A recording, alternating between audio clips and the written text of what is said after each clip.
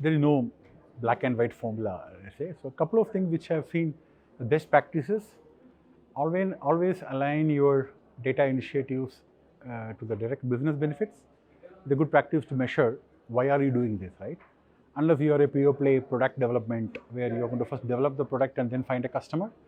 Typically, when you talk about the enterprise side, you always start with a business problem or a business opportunity, and then quantifying it, try to at least put a good level of estimate on what is going to be the benefit, what is going to be the effort, and then also trying to get a hold of what kind of a change management is involved.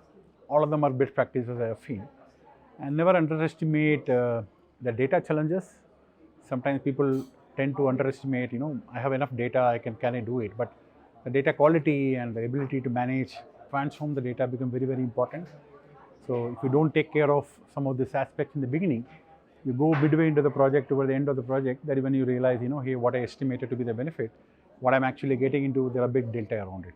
So if you look at automation per se, right, and there's a lot of news around AI taking over human activities, right? So the way they look at is map every role, right, every part of your data management activity, and try to map out what is the physical effort involved in it.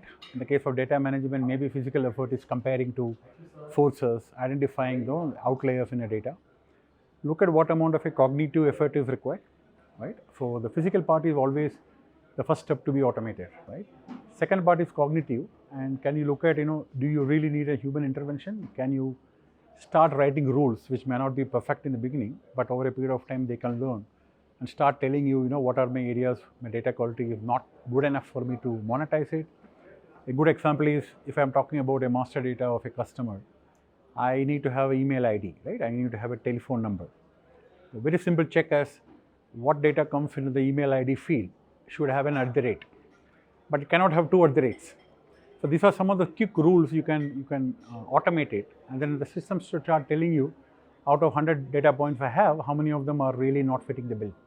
Then your efforts can be not focused into only those part of your data which is not that good enough for you to start cleaning up, or going back to the source system to fix.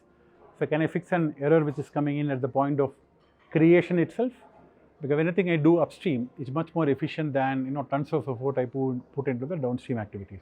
A couple of initiatives we have taken.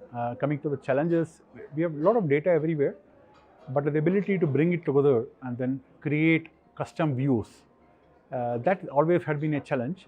Data from ERP systems, data from, let's say, the machine equipment, sensors, data from GPS devices, the external data we get it, the market intelligence data we collect it. So how do you bring it all together? So waiting for a large amount of IT platform integration can take a lot of time, while that is the structural way. So we take a pragmatic approach while we wait for, let's say, an IT harmonization. We also get started with pragmatically coupling, what I call it as a loose coupling of the various data sets. So it gives you good enough data in the good enough format for you to start running your use cases, get the ROI in small incremental sprints, and then in fact some of the ROI you generate out of this can actually be plugged back for your IT investments. So that had been one of the key learning for us.